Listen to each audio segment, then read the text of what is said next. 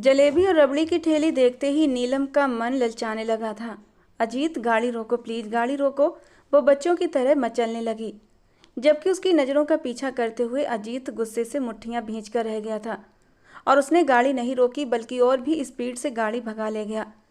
और अब जलेबी का ठेला पीछे छूट जाने पर नीलम मुंह बिसूर कर दोनों हाथ बांधकर बच्चों की तरह नाराज होकर बैठ गई थी। अजीत ने गहरी सांस ली। वो इस लड़की से परेशान हो चुका था, लेकिन अपनी हरकतों से वो बाज नहीं आती थी। नीलम, मैं पहले भी कई बार कह चुका हूँ और आज भी कह रहा हूँ, अपना ये मोटापा कम करो और ये बेकार की चीज़ें खाना बंद कर दो, वरना क्या? वो गुस्से से तिलमिलाती सीधी होकर बैठी थी। वरना मैं तुमसे बात नहीं करूँगा, हमेशा हमेशा के लिए तुम्हें छोड़ दूंगा और कभी भी तुम्हें अपनी ज़िंदगी में शामिल नहीं करूँगा। मुझे ऐसी मोटी, हर तरफ से फैली हुई पत्नी हरगिज भी नहीं चाहिए, बस। उसने एक ही सांस में अपनी बात पूरी कह दी थी, जबकि नीलम उसे बस हैरत से देखती रह गई थी। तुम ऐसा कह रहे हो अजीत? इसका मतलब तुम मुझसे प्यार नहीं करते? अगर मुझसे प्यार करते होते तो आज इतनी बड़ी बात न कहते और मेरी छोटी छोटी ख्वाहिशों को यूं इग्नोर न करते। अब तुम्हें मेरा मोटापा नजर आता है, पहले तो मेरा मोटापा नजर नहीं आता था, अब अचानक से क्यों नजर आने लगा? तुम बदल गए हो अजीत। वो गुस्से से मुंह फुलाकर खिड़की की तरफ देखने लगी, जबकि अजीत एक गहरा सांस लेते हुए खुद को शांत करने की कोशिश करने लगा। तुम पहले इतनी मोटी नहीं थी नीलम। हाँ, पहले तुम्हारा वजूद भरा भरा था जो तुम्हें और भी खूबसूरत बनाता था। उस वक्त तुम्हारा शरीर सुडौल हुआ करता था, लेकिन देखो अब हर तरफ से फैलने लगा है। कभी खुद को आईने में देखा है तुमने? मोटापे की वजह से तुम्हारी ये खूबसूरत बड़ी बड़ी आंखें अब छोटी छोटी लगने लगी हैं। चलती हो तो ऐसा लगता है कोई बुलडोजर चला आ रहा है। वो उसके मोटापे को कुछ ज़्यादा ही बड़ा चढ़ाकर बता रहा था, क्योंकि वो उसे डराने की हर मुमकिन कोशिश कर रहा था। और वैसे ये झूठ भी नहीं था, पहले से नीलम का वजन काफ़ी बढ़ चुका था, लेकिन वो अपनी लालची तबीयत का क्या करती? वो बिना खाए पिए रह ही नहीं सकती थी। और सबसे बड़ा हाथ तो अजीत का ही था उसका वजन बढ़ाने में, वरना उसकी इतनी औकात कहाँ थी कि वो इस तरह खाने पीने के अपने शौक को पूरा करती। वो एक गरीब घराने से संबंध रखती थी और अजीत एक अच्छे खाते पीते घराने से संबंध रखता था। एक अच्छी कंपनी में नौकरी करता था।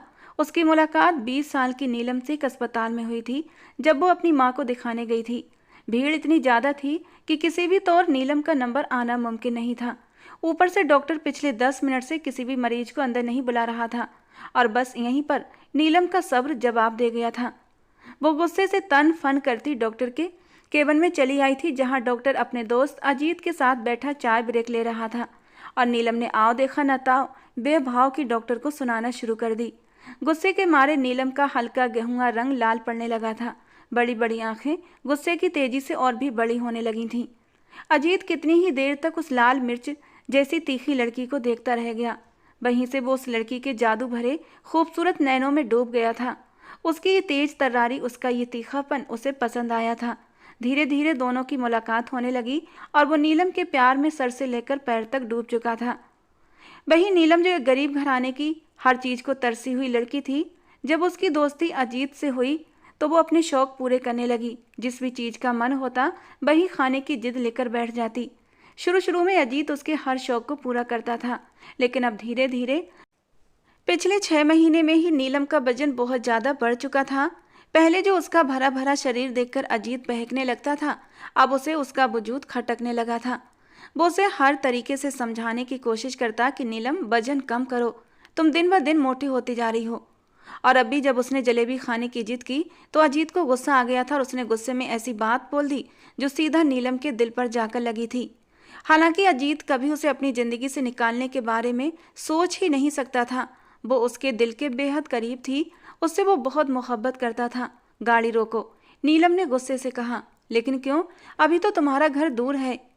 मैं रिक्शे से चली जाऊंगी, लेकिन तुम्हारे साथ नहीं जाऊंगी। एक पल में ही तुमने मुझे पराया कर दिया अजीत। खुद की जिंदगी से बेदखल करने की बात कह दी। अभी ये हाल है, जब मैं तुमसे शादी कर लूंगी तब तो तुम मुझे बिल्कुल ही घास नहीं डालोगे। हमेशा की कम अकल मासूम नीलम अजीत की जरा सी बात का बतंगड़ बना गई थी। उसके हाथ में उसका बैग था जिसमें उसकी सीवी थी। अजीत उसे अपनी कंपनी में लेकर गया था। उसने सोचा था कोई छोटी मोटी जॉब अगर नीलम की लग जाती है तो उसके घर के हालात बेहतर हो जाएंगे और वो भी कुछ दुनियादारी को सीखने लगेगी, वरना वो बहुत ही मासूम थी, बहुत जल्दी लोगों की बातों में आ जाती थी दुनियादारी की चालबाजियों से बिल्कुल बेखबर। लेकिन अजीत की एक बात से बुरा मानकर अब वो रास्ते में ही उतर चुकी थी। अजीत ने भी एक गहरा सांस लिया और ये सोचकर खामोश हो गया कि वो कल तक नीलम को मना लेगा। लेकिन नीलम इस बात को ज़्यादा ही दिल पर ले गई थी। उसने हमेशा अजीत के मुंह से प्यार भरी बातें सुनी थीं, आगे आने वाली जिंदगी के सपने सजाए थे। आज उसने पहली बार उसे अपनी जिंदगी से बेदखल करने की बात कही थी और नीलम हमेशा की जज्बाती लड़की जज्बात में बह गई थी। अजीत, तुमने आज मेरा दिल तोड़ दिया। ठीक है, जब मैं इस दुनिया से चली जाऊंगी तब तुम्हें मेरी कद्र महसूस होगी। ये सोचते ही उसके कदम खुद ब खुद ब्रिज की तरफ बढ़ने लगे थे। वो एक खतरनाक इरादा कर चुकी थी, अपनी नादानी में एक बड़ा कदम उठाने जा रही थी। और अब ब्रिज पर खड़ी वो लड़की खामोशी से नीचे बहती नदी को देख रही थी। हल्की हल्की हवाएं उसके बालों के साथ खेल रही थीं, मगर उसकी आंखों में एक अजीब सा ठहराव था। आंखों में आंसू थे और आंसुओं के पीछे गहरी मायूसी छुपी हुई थी। उसे हर चीज से नफरत हो चुकी थी। उसके हाथ में जो काले रंग का बैग था, उसने नफरत और गुस्से से उस बैग को देखा और अगले ही पल वो बैग पानी में फेंक दिया। एक जोरदार छपा की आवाज हुई थी। वो फैसला कर चुकी थी, आज के बाद उसे किसी चीज की परवाह नहीं थी, न अपनी जिंदगी की, न इस बेदर्द जिंदगी से जुड़े दर्द की। उसके आंसू गालों पर बहने लगे थे। अजीत, तुमने बिल्कुल भी अच्छा नहीं किया।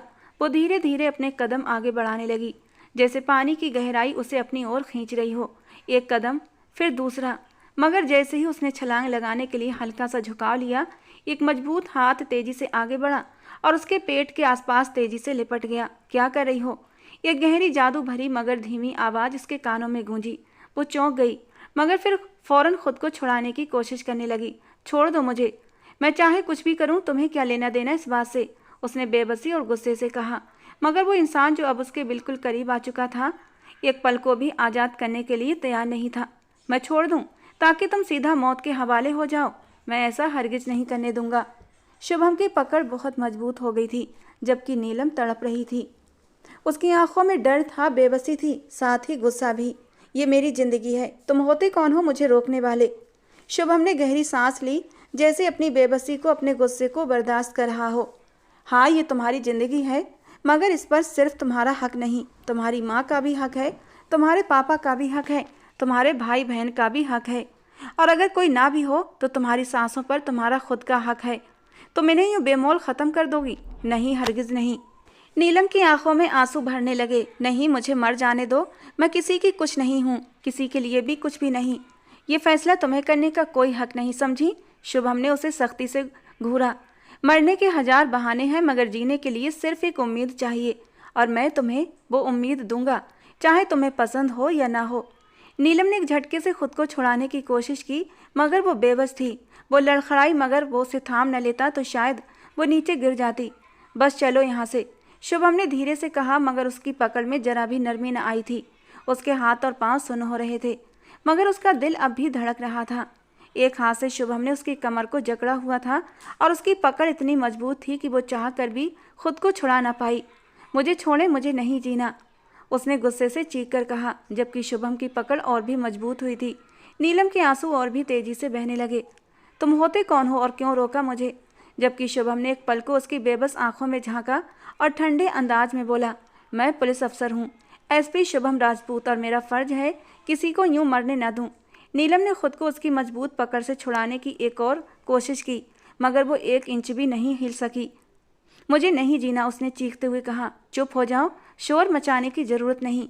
मैं करूंगी शोर, सबको बताऊंगी कि तुम मुझे जबरदस्ती रोके हुए हो, वो चिल्लाई, जैसे किसी चमत्कार की उम्मीद हो कि कोई आकर मुझे छुड़ा ले।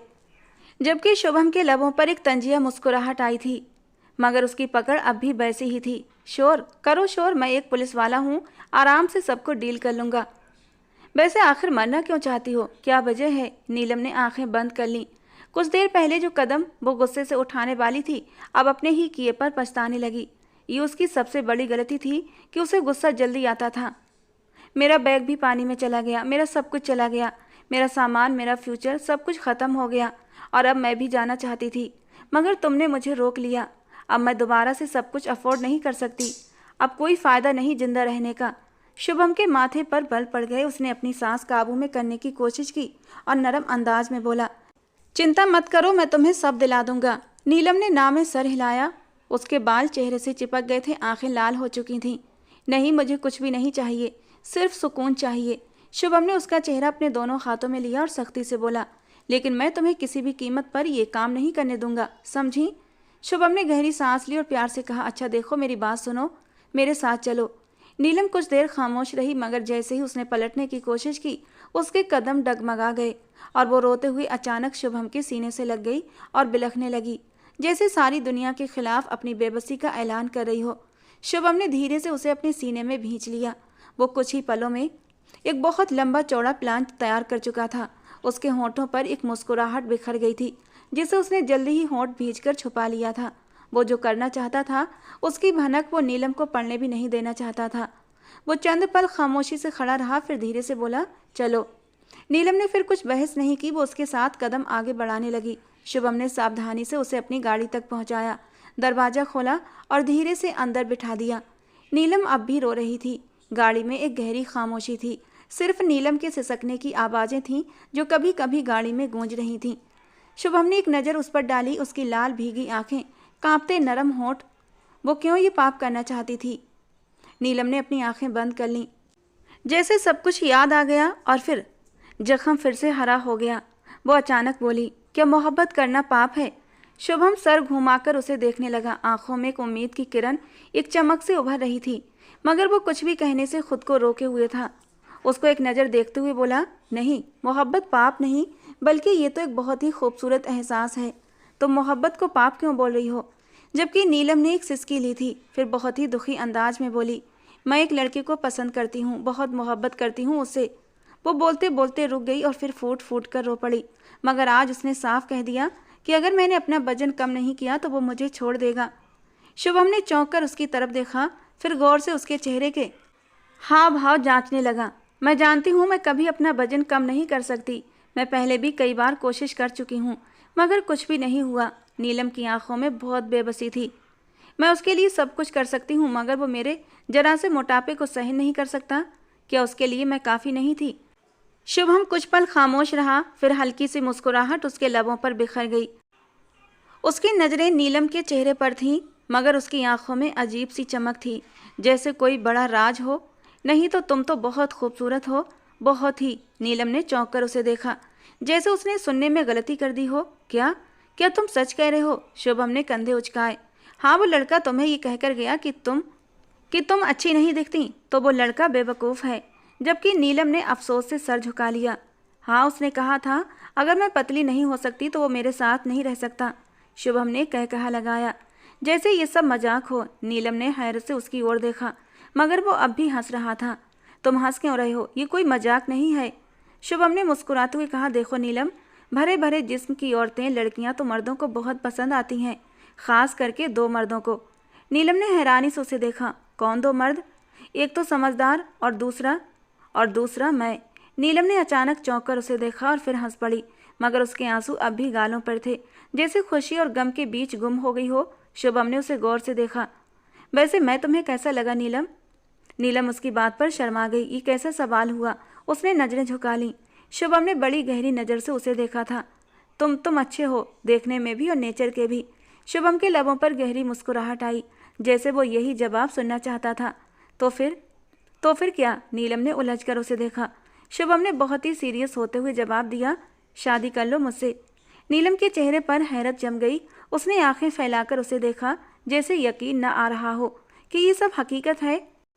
अजीत का नाम उसके दिमाग से एक पल में मिट चुका था। शायद गुस्से की परत कुछ ज़्यादा ही मोटी जम चुकी थी कि अजीत का नाम धुंधलाने लगा था, या फिर वो एक बहुत बड़ी बेवकूफ़ी करने जा रही थी और उस बेवकूफ़ी के चलते उसकी पूरी ज़िंदगी बर्बाद हो सकती थी। अभी तो सिर्फ उसके सामने एसपी शुभम राजपूत था, जो खूबसूरती और दबदबे का मुंह बोलता सबूत था। उसने नजरें झुका लीं और उंगलियां मरोड़ते हुए बस इतनी बोली, इस बारे में आपको मेरी माँ से बात करनी होगी। शुभम ने मुस्कुराकर कहा, ठीक है, फिर मैं तुम्हारी माँ से ही बात कर लूँगा। नीलम ने झिझकते हुए अपना एड्रेस बताया, जो बहुत ही गरीब इलाके का था। शुभम ने हल्के से सर हिलाया, जैसे कोई बड़ा फैसला कर चुका हो। फिर वो एक हाथ स्टीयरिंग पर रखे दूसरे हाथ से नीलम की आंखों के आंसू साफ करते हुए बोला, अब आंसू नहीं दिखना चाहिए मुझे, समझी?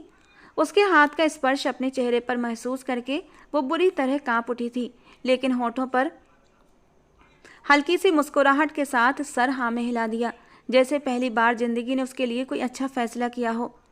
किस भूल में थे अजीत, देखा तुमने, मुझे तुमसे भी ज़्यादा अमीर, रौब, दबदबे वाला और प्यार करने वाला साथी मिल गया है।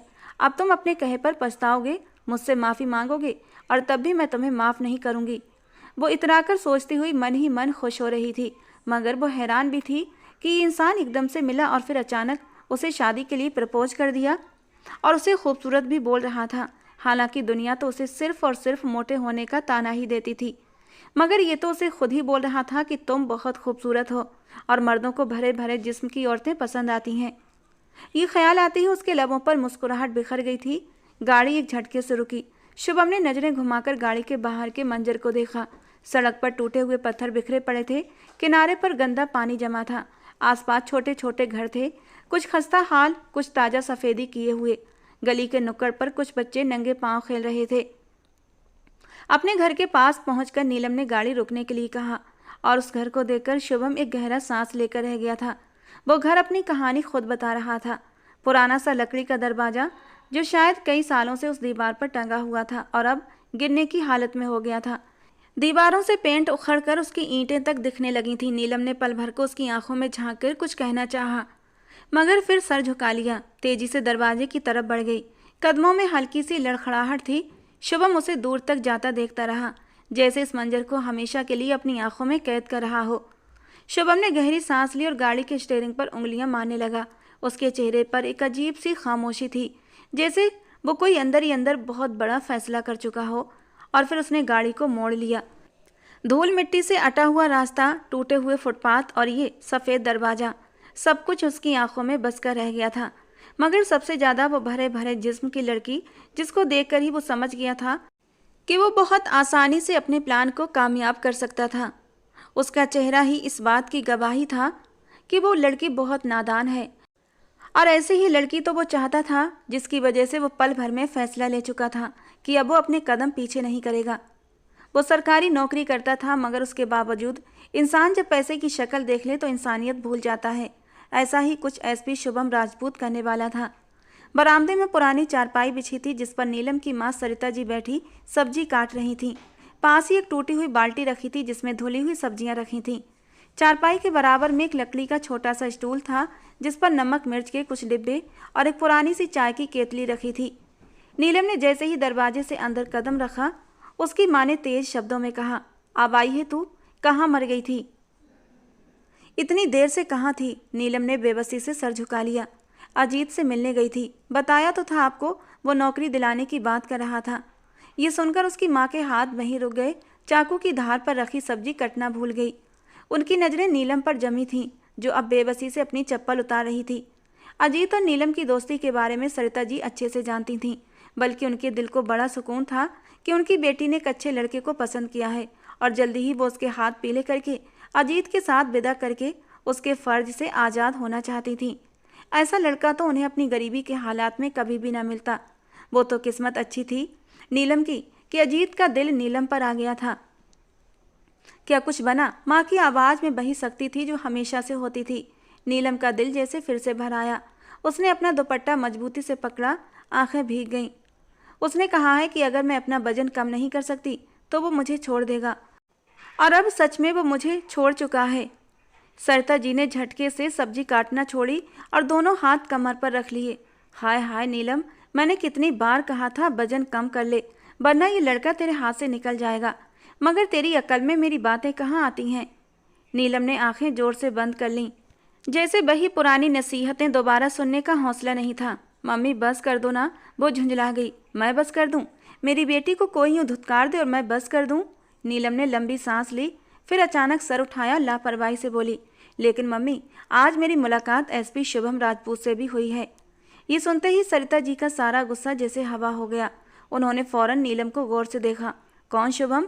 ये कहाँ से आ गया? नीलम ने खुद को ज़्यादा होशियार दिखाने की कोशिश की। मम्मी बहुत अमीर है, पुलिस में है, बहुत बड़ा अफसर, और कह रहा था मैं बहुत हसीन हूँ और वो मुझसे शादी भी करना चाहता है। वो बहुत ही मासूमियत से बोली थी, जबकि सरिता जी की आंखें हैरत से फैल गईं। सच में? और तूने क्या कहा? नीलम ने कंधे उचका दिए। मैंने कहा अगर मेरी माँ को पसंद आया तो ठीक, वरना मेरी तरफ से इनकार है। हो सकता है वो कल आए। सरिता जी कुछ पल उसे हैरानी से देखती रहीं, फिर माथे पर हाथ मारकर बोली, भगवान जाने अब ये कहाँ से टपक पड़ा। रास्ते में मिला था, नीलम ने लापरवाही से जवाब दिया। बस बोलने लगा कि मैं उसे बहुत खूबसूरत लगी हूँ और मुझसे शादी करना चाहता है। सरिता जी ने गहरी सांस ली, फिर अचानक उनके चेहरे पर खुशी की चमक आ गई। चलो जो भी है, वो लड़का ना सही ये लड़का सही, चल आता है तो देख लूंगी। वो जैसे खुद से बात कर रही थी, फिर नीलम की तरफ मुड़ी। वैसे एक बात बड़ी हैरान कर देने वाली है, इतना अमीर लड़का तुझे अचानक कैसे मिल गया और तुझे शादी करने के लिए अचानक से राजी भी हो गया। देख ले, अगर झूठ हुआ तो मैं तेरी चमड़ी उधेड़ दूंगी। अजीत का गम भुलाने के लिए मेरे दिमाग में फिजूल की बातें डालने की जरूरत नहीं। तुझे कितना समझाया था मैंने लड़की, अपना वजन कम कर ले, अमीर लड़का है हाथ से निकल जाएगा, मगर तू मेरी सुनती कहाँ है। जबकि नीलम ने खामोशी से नजरें झुका लीं। वो जानती थी ये सब बातें उसे सुननी ही थी, मगर फिर भी वो चुप रही और चुपचाप उठकर कमरे की तरफ बढ़ गई। अब उसे कल का इंतजार था। एक पल के लिए तो उसे भी ये सब कुछ एक सपने की तरह लगा था। अचानक से एक आदमी का आना और फिर अचानक उसकी तारीफ करके शादी की ऑफर कर देना कोई आम बात तो न थी, मगर अब वो सिर्फ इंतजार ही कर सकती थी। वो कमरे में दाखिल हुई और दरवाज़ा अंदर से बंद कर लिया। छोटा सा कमरा था, दीवारों पर सीलन थी। एक साइड में एक पुरानी सी अलमारी रखी हुई थी जिसका दरवाज़ा टेढ़ा हो चुका था। बीच में पुराना मगर साफ सुथरा बिस्तर बिछा था जिस पर नीलम धप से बैठ गई। वो गहरी सांस लेते हुए छत को घूरने लगी। आज जो कुछ हुआ था उसे यकीन नहीं आ रहा था। सुबह तक वो अजीत के पीछे भाग रही थी, अब एक एसपी उसे शादी का कह रहा था। वाह नीलम, तेरी तो किस्मत चमक गई, उसने खुद से कहा और फिर धीरे से हंस पड़ी। कुछ पल वो यूं ही बैठी रही, फिर अचानक जैसे कोई ख्याल आया और तेजी से उठी। दीवार के साथ एक छोटा सा आईना लगा था जो इतना पुराना हो चुका था कि किनारे से धुंधला पड़ गया था। वो आईने के सामने जाकर खड़ी हो गई। गेहुआ हल्का रंग, बड़ी बड़ी आंखें, भरे भरे गाल। वो खुद को गौर से देखने लगी, लेकिन एकदम मुस्कुरा दी। मैं तो बहुत खूबसूरत हूँ, वो खुश होकर बोली, जैसे खुद को यकीन दिलाने की कोशिश कर रही हो। जब मैं एक एसपी को पसंद आ सकती हूँ तो फिर मैं खूबसूरत ही हूँ। पता नहीं अजीत को क्या समस्या थी। उसने आईने में अपनी आंखों को गौर से देखा, जैसे वहाँ कोई जवाब तलाश कर रही हो। फिर वो थोड़ा सा घूमकर अपनी कमर की तरफ देखने लगी, कोशिश करने लगी जैसे अपने आप को जांच रही हो। भरा भरा जिस्म है तो क्या हुआ, उसने हल्की सी हंसी के साथ कहा। मर्दों को वैसे भी ऐसी ही औरतें ज़्यादा पसंद होती हैं। अचानक ही वो खामोश हो गई। मैंने इतना समय अजीत के पीछे बर्बाद कर दिया जो एक बार भी ये ना कह सका कि मैं खूबसूरत हूँ, और शुभम ने तो पहले ही दिन कह दिया। ये सोचकर उसके चेहरे पर एक खूबसूरत सी मुस्कान आई थी। उसने अपने बालों में हाथ फेरा और आईने में खुद को देखकर मुस्कुरा पड़ी। कुछ भी हो जाए मैं उस एसपी से शादी करके रहूंगी, वो धीरे से बोली थी, जैसे अपनी आप से ही वादा कर रही हो। फिर वो आईने के सामने खड़ी खुद को काफ़ी देर तक देखती रही, जैसे अपने नए सपनों में खो गई हो। वो ऐसी ही थी, मासूम सी, थोड़ी सी मोहब्बत के बोल सुन लेने के बाद हर गम को भूल जाती थी। और आज जब एसपी ने उसे खूबसूरत कहा, उसके फिगर की तारीफ की, तो उसे बहुत अच्छा लगा था और वो फौरन ही उसके सपने सजाने शुरू कर चुकी थी। एकदम से वो चहकते हुए वापस बिस्तर पर बैठते हुए बोली थी, कितनी बड़ी गाड़ी थी उसकी, कितना खूबसूरत चेहरा था उसका। वाह नीलम, तेरे तो भाग ही जग गए हैं। सारी लड़कियां बस तेरे बारे में ही अब बात करेंगी, किस्मत हो तो मेरे जैसी। वो खुद ही खुद खुश हो रही थी, इस बात से अनजान कि आगे उसकी ज़िंदगी में कौन सा बड़ा तूफान आने वाला था। जिस एसपी के वो सपने सजा रही है वो असल में क्या चीज़ है। वो हंसती खेलती लड़की कितने बड़े तूफान में घिरने वाली है। नीलम के साथ कुछ ऐसा ही होने वाला था जिसके बारे में उसने सोचा भी नहीं होगा।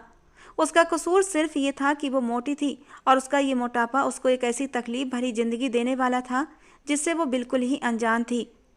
अगले दिन पूरे घर का मंजर बदल चुका था। घर सुबह सवेरे ही दोनों माँ बेटी ने मिलकर साफ सुथरा कर लिया था। बर्तन चमका दिए थे, सजावट भी कर ली थी। हालांकि घर सिर्फ एक कमरे का था, मगर आज वो किसी महल से कम नहीं लग रहा था। कम से कम नीलम की नज़रों में वो महल जैसा ही हो गया था। नीलम बार बार आईने के सामने जाकर खुद को देखती, कभी बालों में हाथ फेरती, कभी दुपट्टे को सही करती।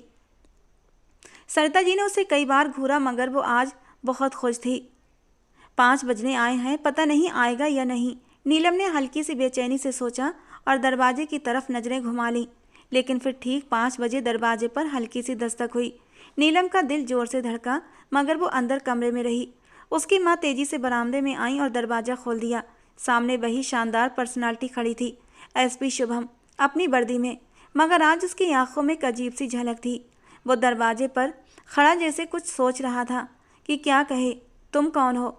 नीलम की मां ने अनजान बनते हुए सवाल किया। हालांकि उसे अच्छी तरह मालूम था। शुभम ने हल्की सी मुस्कुराहट के साथ कहा, कल आपकी बेटी से मुलाकात हुई थी, नीलम से। वो मुझे पसंद आई है और हम दोनों शादी करना चाहते हैं। मेरी बात हो गई है उससे। अगर आप इजाज़त दें तो मैं अंदर आ जाऊं। दरवाजे पर खड़ा होना अच्छा नहीं लगता। नीलम की मां ने एक नज़र उसकी वर्दी पर डाली, फिर दरवाजे से हटकर बोली, हाँ हाँ क्यों नहीं, आइए। शुभम अंदर आ गया और एक नज़र आसपास दौड़ाई। बरामदा सादा था मगर साफ सुथरा था।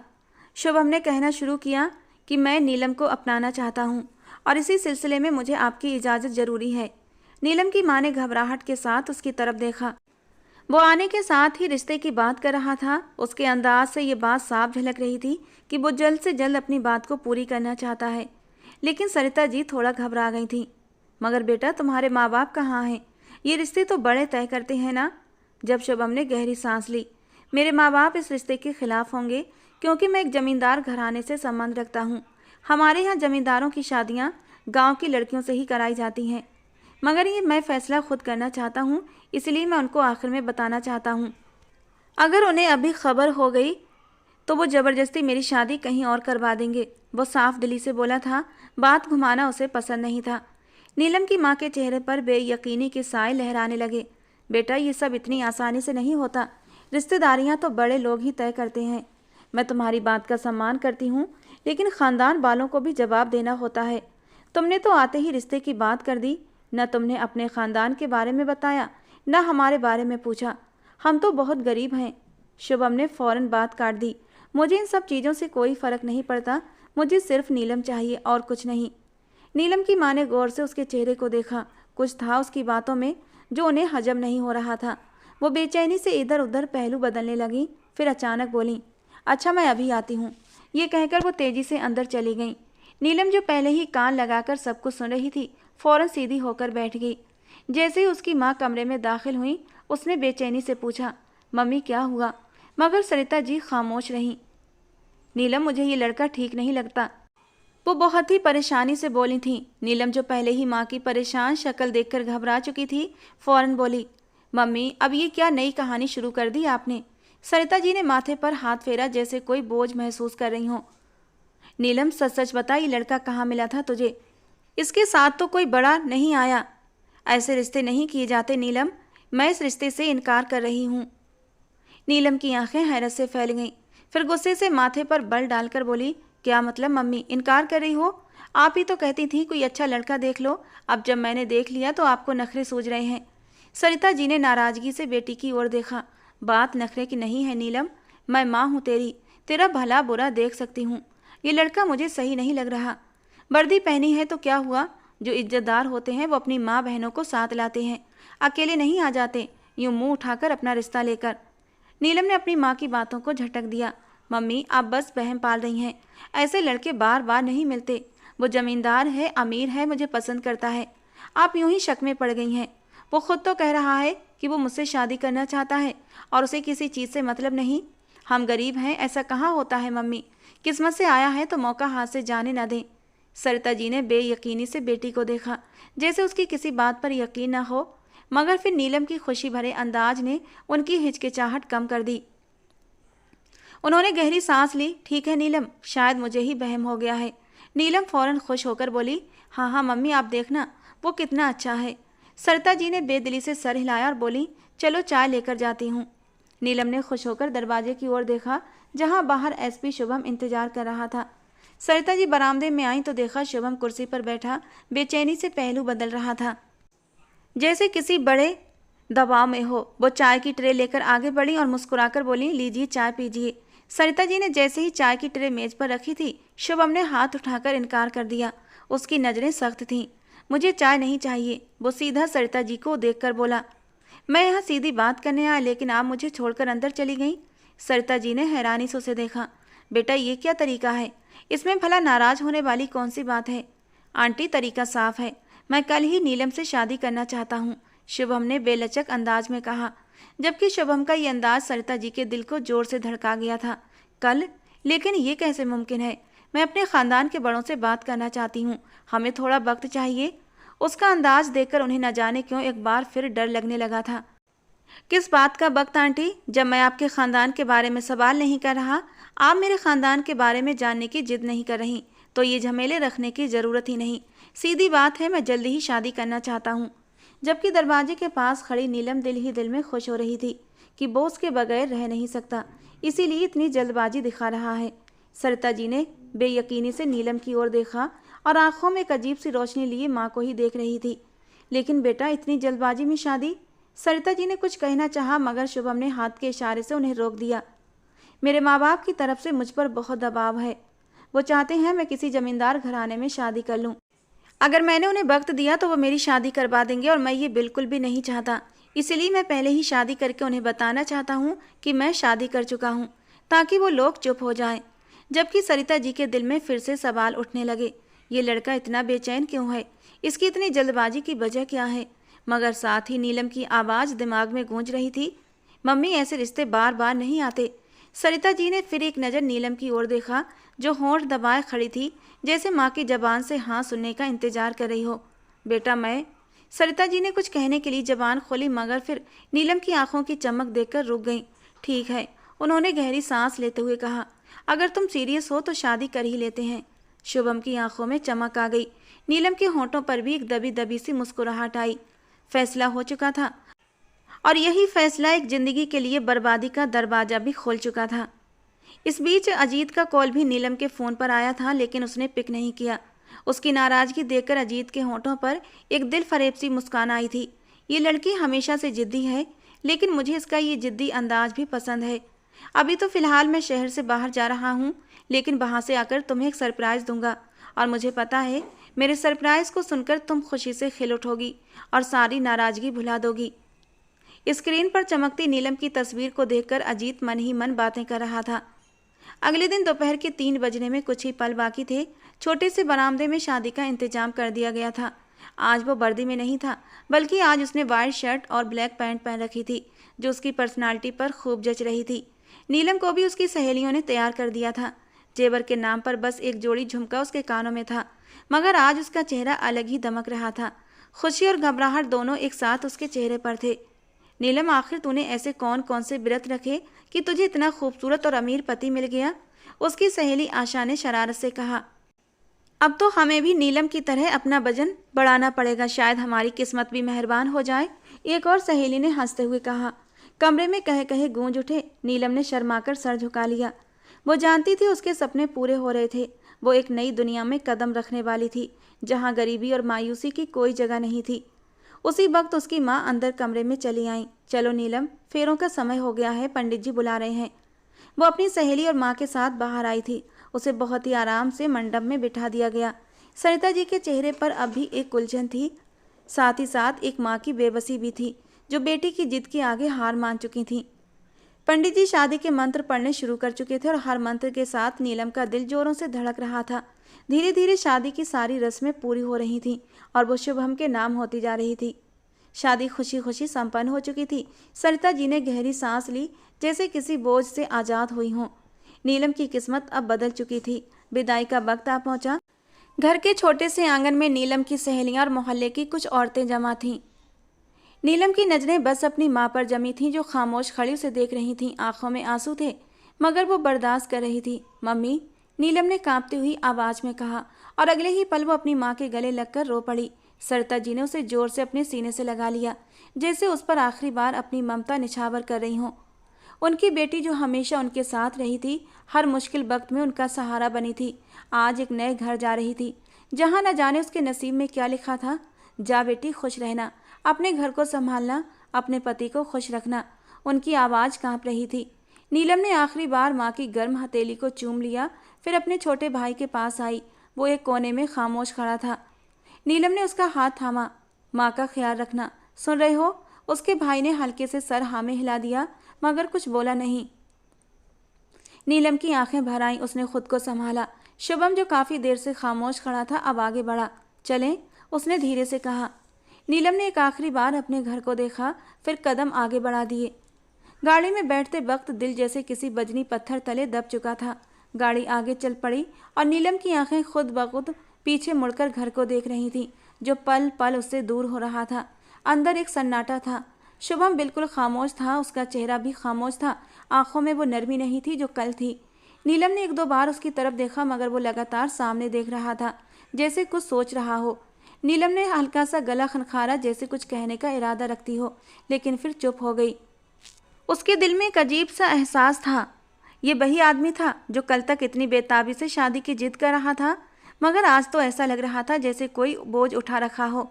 गाड़ी के अंदर सिर्फ खामोशी का राज था और नीलम को ये खामोशी अजीब लग रही थी। गाड़ी एक बड़े से गेट के सामने रुक गई। नीलम ने हैरत से शीशे से बाहर झांका।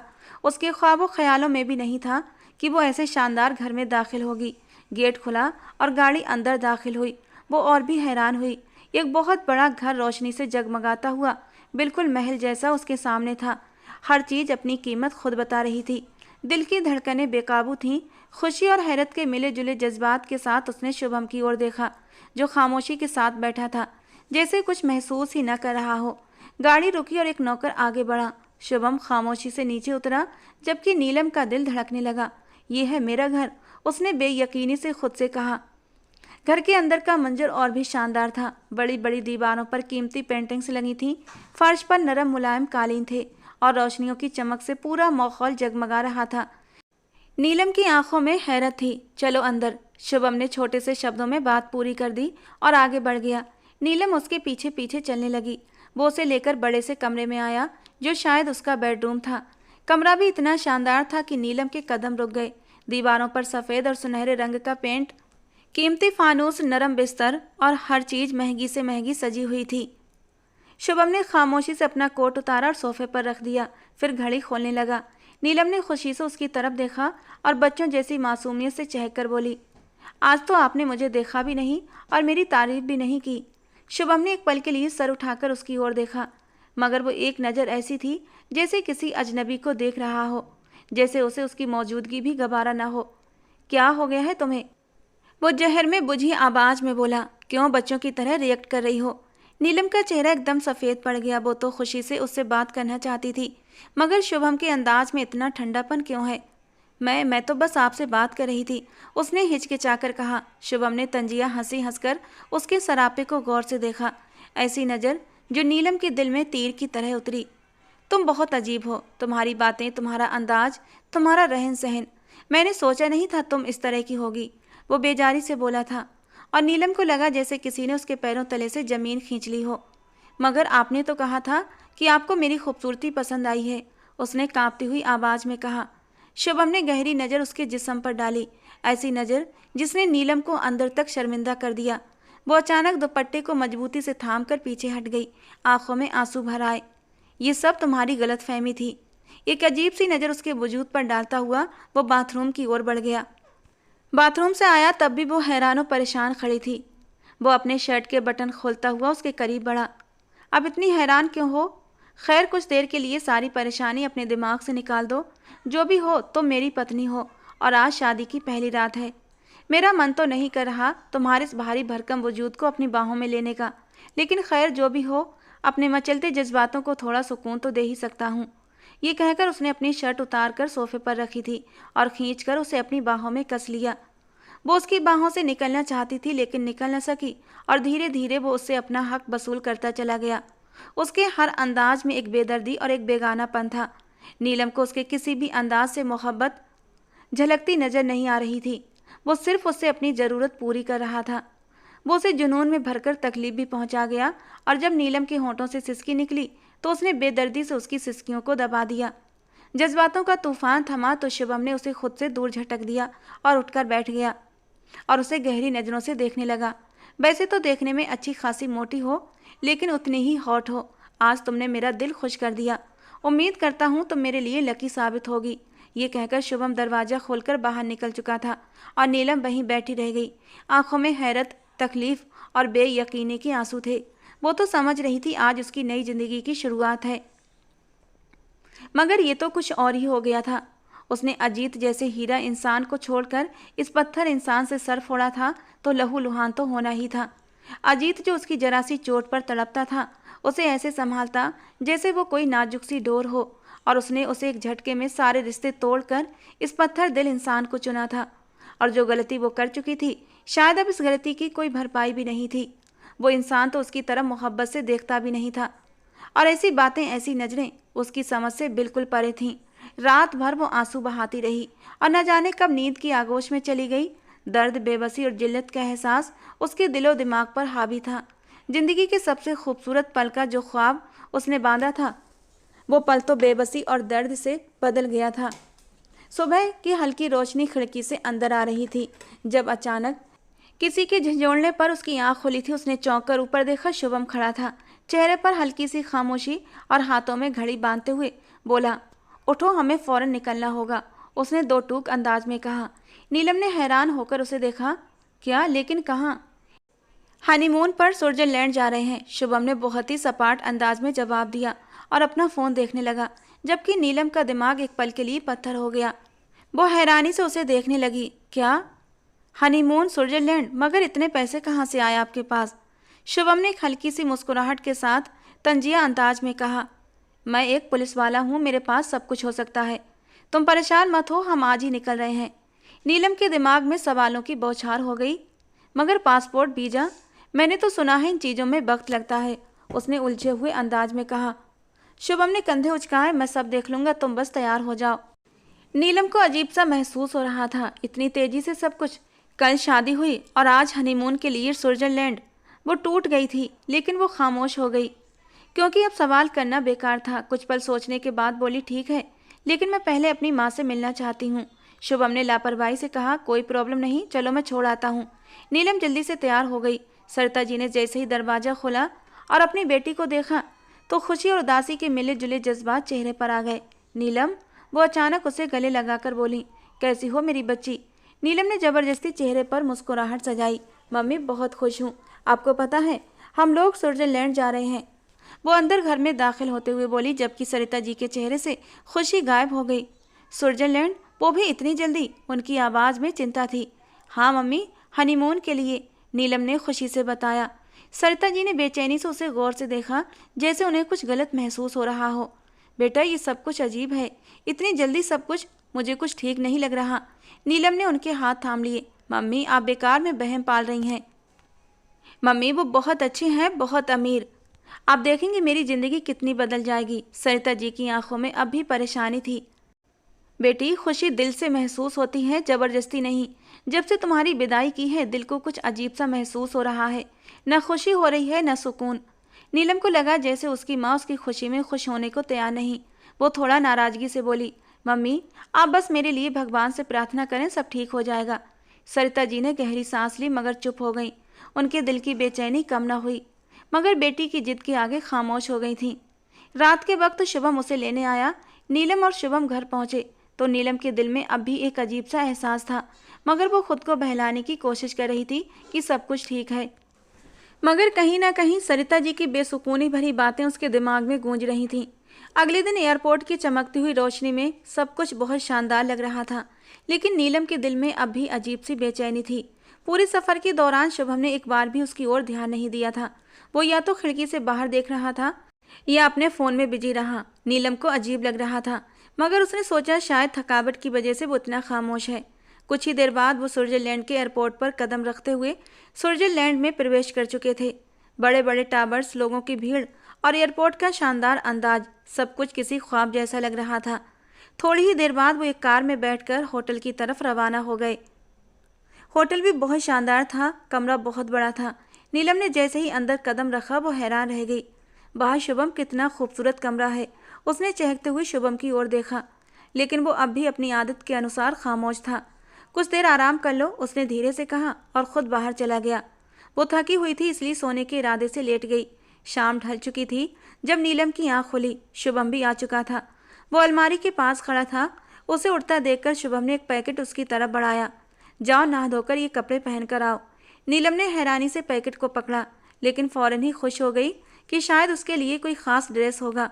वो पैकेट लेकर खुशी खुशी बाथरूम चली गई।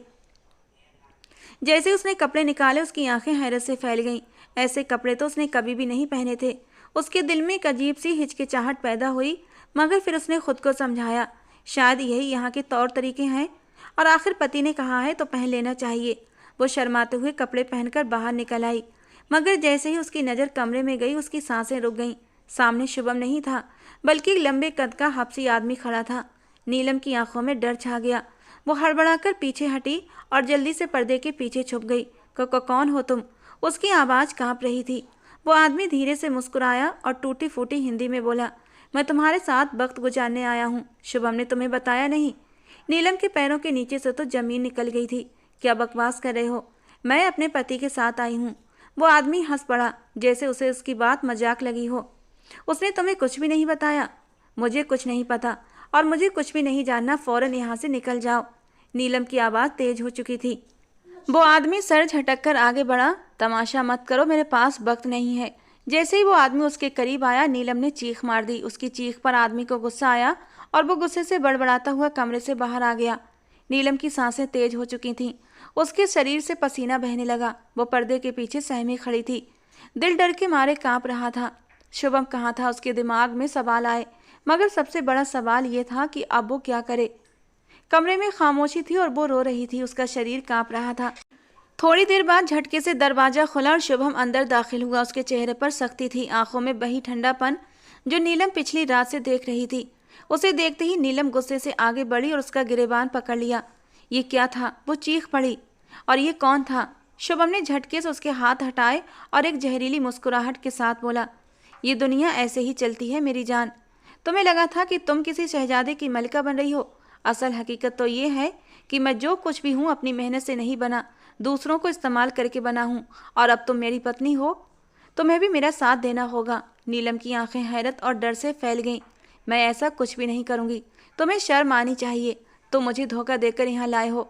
खामोश, एकदम खामोश, शुभम ने सख्ती से कहा। उसकी आंखों में खतरनाक चमक थी। तुम्हारे पास कोई और रास्ता नहीं? अगर तुम मेरे कहने पर न चली तो मैं तुम्हें यहीं छोड़ जाऊंगा। और तुम सोच भी नहीं सकती एक अकेली औरत का इस शहर में क्या अंजाम होगा। तुम्हें ऐसा ही बनने में देर नहीं लगेगी। जबकि नीलम के पैरों से जान निकल चुकी थी। और तभी वो हबसी आदमी दरवाजे से अंदर दाखिल हुआ। वो वहां से भागने लगी, लेकिन दो मजबूत हाथों में जकड़ ली गई। धीरे धीरे उसके वजूद पर एक अंधेरा सा छाता चला गया और उस रात उसने अपना सब कुछ गंवा दिया। शुभम का यही तो काम था, मासूम भोली भाली लड़कियों की मजबूरी का फायदा उठाकर उन्हें विदेश लेकर आना और उनसे पैसे कमाना। अब उसका निशाना नीलम बनी थी, जो सारी जिंदगी इस दर्द में बिताने वाली थी। लगभग 15 दिन वो इसी तकलीफ में रही। रोज रात को एक नए मर्द के साथ एक नया दर्द और नई तकलीफ से गुजरती थी। अब कहीं जाकर उसकी वापसी हुई थी। नीलम की आंखों में थकान और चेहरे पर बेचैनी थी। वापसी पर जब वो एयरपोर्ट पर अपनी माँ के पास जाने की जिद करने लगी तो शुभम ने खामोशी से सर हिला दिया, लेकिन वार्निंग देना नहीं भूला था। जैसा चल रहा है वैसा ही चलने देना। एक शब्द भी जबान से निकाला तो तुम्हारी माँ और तुम्हारा भाई इस दुनिया में सुबह का सूरज नहीं देख पाएगा। और नीलम डर से अंदर तक कांप उठी थी। उसने चुपचाप आंखों में आंसू भरकर सर हाँ में हिला दिया और शुभम के होठों पर एक शातिर मुस्कुराहट फैल गई। वो जानता था नीलम के अंदर अब इतनी हिम्मत नहीं रही कि वो उसका मुकाबला कर सके। नीलम बस कुछ पल के लिए सुकून चाहती थी और उसे यकीन था वो खुद जल्दी ही वापस आ जाएगी। जब नीलम अपने माँ के दरवाजे पर पहुंची तो सरिता जी ने जैसे ही बेटी को देखा वो हैरान रह गई। नीलम की रंगत पीली पड़ चुकी थी, होंठ सूख चुके थे। वो पहले जैसी चमक दमक वाली नीलम नहीं लग रही थी। नीलम, ये क्या हाल बना रखा है तुमने? सरिता जी ने घबराकर उसका चेहरा थाम लिया था। नीलम ने जबरदस्ती एक हंसी होंठों पर सजा ली। कुछ नहीं मम्मी, बस सफ़र की थकान है। वहाँ का मौसम भी कुछ अच्छा नहीं था, शायद इसी वजह से कमज़ोर लग रही हूँ। झूठ मत बोलो, मुझे सब नज़र आ रहा है। सरिता जी की आंखों में चिंता थी। क्या कोई बात हुई है वहाँ? शुभम तुमसे अच्छा बर्ताव नहीं करता? नीलम ने अपनी माँ से नजरें चुराते हुए सर झुका लिया। हाँ मम्मी, वो बहुत अच्छे हैं, बस तबीयत कुछ ठीक नहीं थी इसलिए चेहरा मुरझा गया है। आप परेशान ना हो, मैं माँ हूँ नीलम, मुझे सब नज़र आता है। तुम्हारी आंखों में जो खामोशी है वो चीख चीख कर कुछ और ही कह रही है। सरिता जी ने उसके बाजू थाम ली। मुझे बताओ क्या बात है? नीलम ने गहरी सांस ली और आंखों के आंसू छुपाने लगी। कुछ नहीं मम्मी, बस आप प्रार्थना करें सब ठीक हो जाए। सरिता जी ने बेयकीनी से अपनी बेटी को देखा, मगर नीलम ने जबरदस्ती मुस्कुराते हुए उनकी बाहों में छुपने की कोशिश की और सरिता जी चाहते हुए भी उसे बता न सकीं कि उसके जाने के बाद अजीत आया था और उसकी शादी की खबर सुनकर वो बुरी तरह टूटकर बिखर गया था। तभी दरवाजे पर दस्तक हुई। शुभम दरवाजे पर मौजूद था। नीलम चलें। नीलम ने एक पल के लिए अपनी माँ को देखा, जैसे वो कुछ कहना चाहती हो, मगर फिर खामोशी से सर झुका लिया और अपनी माँ से लिपट कर बोली, मैं चलती हूँ मम्मी, फिर मिलूंगी। सरिता जी ने बेबसी से बेटी को विदा कर दिया, मगर उनके दिल में एक अजीब सा तूफान था। लगभग 1 महीने के बाद रात का सन्नाटा था। कमरे में हल्की रोशनी थी और जमीन पर बिछी चटाई पर एक लड़की बैठी थी, जो कभी एक चमकदार भरे भरे शरीर की जिंदगी से भरपूर लड़की हुआ करती थी। आज वो अपनी ही परछाई लग रही थी। वो सूख कर कांटा हो चुकी थी। आंखों के नीचे गहरे साए थे, होंठ बेरौनक थे और जिस्म हड्डियों का ढांचा रह गया था। आंखों से आंसू बह रहे थे। भगवान, मैं बहुत थक चुकी हूँ, बहुत ज़्यादा। मैंने जो गलतियाँ की उनकी सज़ा तो काट रही हूँ ना। अब बस कर दे मेरे भगवान, बस कर दे। मैं नहीं सह सकती ये दर्द, ये तकलीफ़, ये गंदगी। मैं इंसान हूँ या कोई चीज़ जिसे हर रोज़ किसी न किसी दरिंदे के आगे डाल दिया जाता है।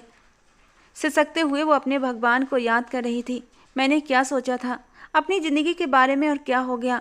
मैंने क्या पाप किया था कि तूने मुझे ऐसे लोगों के हवाले कर दिया? मेरी रिहाई का कोई रास्ता निकाल दे भगवान। बस एक बार मुझे इस नर्क से निकाल दे। मेरा दिल टूट चुका है, मेरा जिस्म थक चुका है, मगर मैं जानती हूँ तू मेरी मदद जरूर करेगा। वो बेबसी से अपने चेहरे को दोनों हाथों में छिपाकर रो पड़ी। दर्द की शिद्दत से उसका शरीर कांप रहा था। सुबह की रोशनी कमरे में धीरे धीरे फैल रही थी। जब शुभम अंदर आया, नीलम अब भी चटाई पर सुकड़ी सिमटी बैठी थी। रात के आंसू अब भी उसके चेहरे पर थे। शुभम ने लापरवाही से सिगरेट सुलगाते हुए कहा, आज तुम्हें 2 नए ग्राहक के पास जाना है, मोटी रकम देने को तैयार है? नीलम ने सर झुका लिया, हमेशा की तरह खामोश हो गई।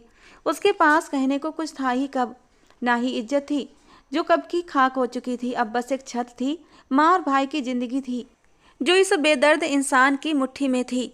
लेकिन आज शायद उसकी किस्मत बदलने वाली थी। जो भगवान के सामने रो रोकर प्रार्थना की थी, वो खाली नहीं जाने वाली थी। उसकी जिंदगी में तूफान आने वाला था जो सब कुछ बदल कर रख देता। रात के 12 बजे रेड रंग के नाइट ड्रेस में लिपटी वो बहुत मजबूर सी बैठी थी। तभी बाहर से उसे 2 मर्दों के बातें करने की आवाज़ें आने लगीं। आज तो शुभम ने हद कर दी थी। 2 लोगों को एक साथ कमरे में भेज रहा था। बेबसी से उसके आंसू गालों पर बहने लगे। वो दोनों मर्द आपस में बातें कर रहे थे। एक मर्द शायद दूसरे को जबरदस्ती लेकर आया था, क्योंकि वो अंदर आने के लिए बिल्कुल भी तैयार नहीं था। राकेश, ये तू मुझे कहाँ लेकर आया है? जबकि दूसरे मर्द की आवाज़ आई थी, एक बार चल तो सही। जो तू जोगी बना फिरता है ना, तेरे दर्द की दवा अब यही एक इलाज बचा है। दुनिया में एक ही लड़की पर सब कुछ खत्म नहीं हो जाता। एक छोड़कर गई तो दूसरों की जुल्फों के साए में पनाह ढूंढ लो, गम खुद ब खुद हल्का हो जाता है। तू जानता है ना, मैंने सिर्फ एक लड़की से मोहब्बत की है, उसके अलावा मैं किसी दूसरे की तरफ आंख उठाकर भी नहीं देख सकता। और ये आवाज़ सुनकर नीलम का दिल धक से रह गया था। ये तो अजीत की आवाज़ थी। तू पागल है, ये मोहब्बत वोहब्बत कुछ नहीं होती, बस दिमाग का फितूर होती है। एक बार उस लड़की को दिमाग से झटक कर दुनिया में फैली खूबसूरती को महसूस कर सब कुछ खूबसूरत लगने लगेगा। एक काम कर, तू अंदर जा, तब तक मैं जरा ताज़ा दम होने के लिए कुछ लेकर आता हूँ। वो एक आंख दबाता हुआ अजीत को अंदर कमरे में धकेल कर पीने का सामान लेने चला गया। वो कुछ सोच समझ पाती कि तभी दरवाज़ा खुला और कदमों की आहट गूंजी थी और वो सहम कर खड़ी हो गई। जब सामने नज़र उठाई, वो पत्थर की बन गई। सामने खड़ा कोई और नहीं बल्कि अजीत ही था। वही अजीत जिसकी मोहब्बत कभी उसके सपनों का हिस्सा थी। वही अजीत जिसकी बातों में कभी दुनिया की हर मिठास थी। वही अजीत जिसे वो अपनी नादानी के चलते बहुत पहले खो चुकी थी। आज वो उसके सामने खड़ा था, लेकिन जिस हाल में खड़ा था उसका दिल धक से रह गया। आज उसकी आंखों के नीचे हल्के थे, चेहरा पीला था, शरीर कमजोर पड़ चुका था। अजीत भी उसे देखकर पत्थर हो गया था। आंखों में बेयकीनी, लबों पर खामोशी। वो बस नीलम को फटी फटी निगाहों से देख रहा था। अब न वो भरा भरा शरीर था, न चेहरे पर वो रंगत थी, न लबों पर मुस्कान थी, न आंखों में वो चमक थी। वो धीरे धीरे उसके करीब आया। तुम कहाँ चली गई थी? मैंने तुम्हें कितना ढूंढा, कितनी कॉल्स की। मेरा एक बात का कहना कि खुद का वजन कम कर लो, तुम्हें इतना बुरा लगा कि तुम मुझे छोड़कर चली गई? वो थके हुए अंदाज में बोला। नीलम के आंसू बह पड़े, जबान सिल गई, शब्द खत्म हो चुके थे। तुम जानती हो, तुम्हारे जाने के बाद मेरी जिंदगी उजड़ गई थी। मैं कहीं का न रहा। मुझे लगता था शायद तुम मुझसे नाराज हो, मगर ये सब क्या है? वो खामोश हो गई। अजीत ने उसे कंधे से पकड़कर झंझोड़ दिया। बोलो नीलम, ये सब क्या है? जबकि वो रोने लगी।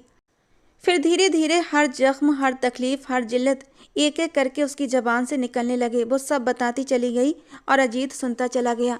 उसके चेहरे के हाव भाव सख्त होते जा रहे थे, मुट्ठियाँ भिजती जा रही थीं। पल भर को कमरे में खामोशी छा गई। फिर वो धीरे से बोला, परेशान मत हो, मैं सब ठीक कर दूंगा। आज की रात तुम यहाँ आराम से रहो, सुबह तुम यहाँ से चली जाना, तुम्हें कोई कुछ नहीं कहेगा। ये कहकर उसने बिस्तर की तरफ इशारा किया और खुद कमरे से निकल गया। नीलम उसे जाते देखती रही, आंखों में उम्मीद और अविश्वास की चमक लिए। क्या वाकई ये उसकी ज़िंदगी बदल सकता था? मगर उसको लगा था ये सब बातें हैं, लेकिन इस बार बातें नहीं थीं, भगवान उसकी मदद करने वाले थे। ठीक एक हफ्ते बाद रात का समय था, हर तरफ सुकून था। फार्म हाउस के लंबे चौड़े हॉल में गार्ड्स अपने रूटीन के अनुसार चक्कर लगा रहे थे। शुभम अपने कमरे में सो रहा था कि अचानक एक धमाका हुआ था। खिड़कियां लरजने लगीं, सायरन बज उठे। सिक्योरिटी गार्ड बदहवासी में उस तरफ दौड़ पड़े जहां आग के शोले बुलंद हो रहे थे। शुभम भी बौखलाकर उठा, घबराहट में दरवाजा खोला और बाहर निकला। उसका दिल बेचैनी से धड़क रहा था। दिमाग में एक ही सवाल था कि अचानक क्या हो गया। उधर नीलम अपने कमरे में मौजूद थी। धमाके की आवाज़ ने उसे भी पत्थर कर दिया था। वो सहम कर दीवार से जा लगी। उसी वक्त खिड़की पर कोई हलचल हुई और वो चौंक कर उधर देखने लगी। रोशनी की झलक में उसे वो चेहरा नजर आया। उसका दिल जोर से धड़क उठा। अजीत! वो हैरान हुई, मगर खुशी और डर का मिला जुला भाव लिए वो खामोश खड़ी थी। अजीत ने एक पल बर्बाद किए बगैर हाथ जल्दी से आगे बढ़ाया। नीलम, जल्दी करो, वक्त कम है, हमें यहाँ से निकलना होगा।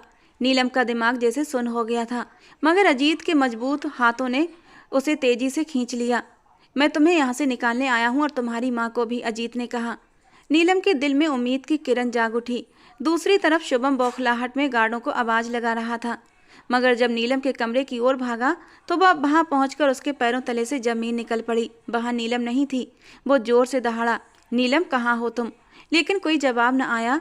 अजीत नीलम को एक गाड़ी तक ले आया जहां सरिता जी और उसका छोटा भाई पहले से मौजूद थे। सरिता बेटी को सही सलामत देखकर रोने लगी। अजीत ने उन्हें पहले ही सब कुछ बता दिया था और अब वो उन्हें लेकर दूसरे शहर जा रहा था। नीलम ने माँ को तसल्ली दी, जबकि अजीत ने गाड़ी तेजी से दूसरे शहर की ओर मोड़ दी। शुभम के आदमी हर तरफ तलाश कर रहे थे, मगर वो तीनों बहुत दूर निकल चुके थे। नई जगह, एक नया आगाज और नीलम की जिंदगी का एक नया मोड़। शायद भगवान कुछ अच्छा करना चाहता था। यहाँ आकर नीलम की जिंदगी बिल्कुल बदल चुकी थी। अजीत ने उसे एक नौकरी पर लगवा दिया था और उसकी जिंदगी को सेट करने के बाद ऐसा गायब हुआ कि मुड़कर नीलम की खबर नहीं ली थी। नीलम चुपके चुपके रोती थी। वह भगवान से बस अजीत के खुश रहने की प्रार्थनाएं करती। अजीत को अपने लिए मांग भी नहीं सकती थी, क्योंकि अब वो अजीत के लायक नहीं थी। उसने जो गलती की थी, जो नादानी की थी, उसकी सजा उसे मिल चुकी थी और अब तो इस सजा का कोई अंत भी नहीं था। वो हमेशा अजीत को याद करते हुए, उसकी मोहब्बत के लिए तरसते हुए पूरी जिंदगी गुजारने वाली थी। बेटी के हालत से सरिता जी भी अनजान नहीं थी।